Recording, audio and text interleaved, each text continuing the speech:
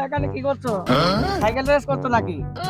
এরা ভাই আপনি আমি তো ঠিক করলাম না। আরে ভাই তোমরা আমার টিম মানা বুঝছো? আমি নাইজেরিয়াতে এসব সাইকেল খেলা দেখাই বুঝছো? 4 তলার উপরে তো না সাইকেল নিয়ে লাভ মেরে আমি নামি পড়ি, কিছু হয় না আমার। দেখামু একটা খেলা দেখা যাচ্ছে যখন দেখান এটা দেখাই।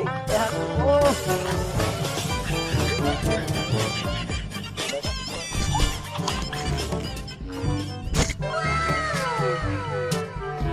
কিভাবে দেখাতে হয় আমার কাছে ঠিক তো?